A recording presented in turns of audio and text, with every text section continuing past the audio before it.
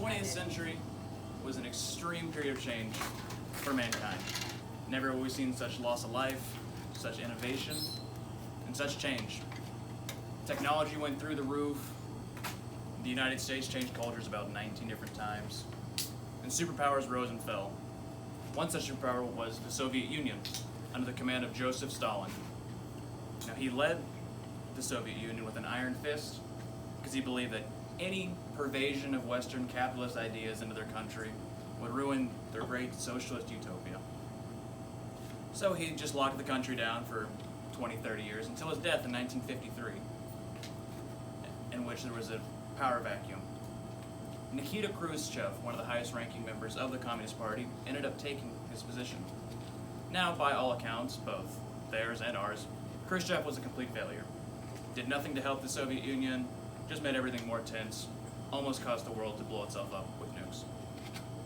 Now, one effect that he did have was what the renowned historians of Wikipedia dubbed the thaw, which was the slow opening of the Soviet Union to capitalist ideas. One such effect was in 1959 with the American National Exposition, which was basically America wanting to show all the communists that the capitalist way of life was better. Now, during this National Exposition, Khrushchev and then Vice President Richard Nixon started having an argument over the setup of a kitchen. This was later dubbed by the History Channel as the kitchen debate, in which Khrushchev argued for the communist organization of the kitchen and Nixon for the capitalist organization. Now, as this argument became more and more heated, Khrushchev began to sweat noticeably. That's when Richard M. Kendall, a close friend of Richard Nixon, who was the vice president of marketing for Pepsi at the time, rushed over to him and handed him an ice-cold glass of Pepsi.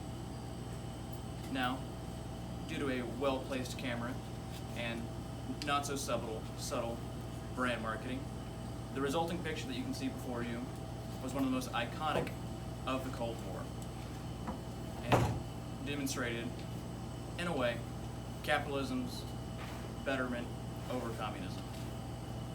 But Russia's love affair with Pepsi didn't end there.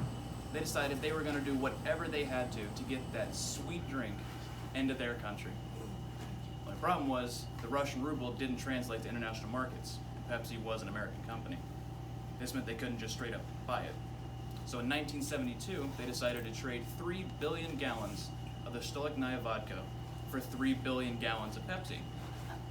This was important because, one, it allowed Pepsi to get into the alcohol business and gave Americans a delicious vodka. And two, Pepsi became the first American product to be imported into Russia. Now, that was all well and good until 1989, when the deal was about to expire and the last of the Pepsi reserves had dried up. At this point, Russians were addicted. They had to have more. So the Russian government decided they would do, once again, whatever they had to get that sweet drink back into their country. Now, in '89, the Soviet Union had pretty much nothing. No food, no money.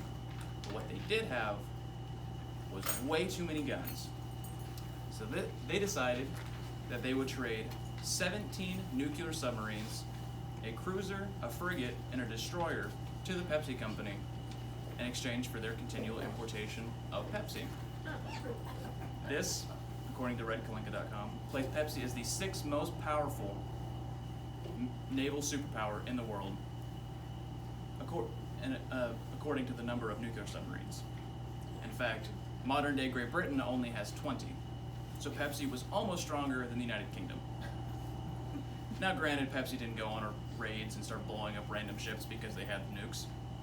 They took the ships to a recycling plant in Sweden, where they broke them down, dematerialized them, and deconstructed them to be used in metal for Pepsi cans.